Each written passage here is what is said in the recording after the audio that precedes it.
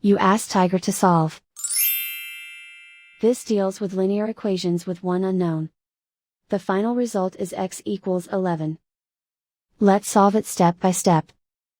Group all constants on the right side of the equation. Subtract 8 from both sides. Simplify the arithmetic.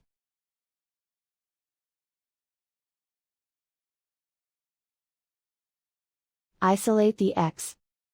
Divide both sides by 8. Simplify the fraction. Find the greatest common factor of the numerator and denominator. Factor out and cancel the greatest common factor. And so the final result is x equals 11.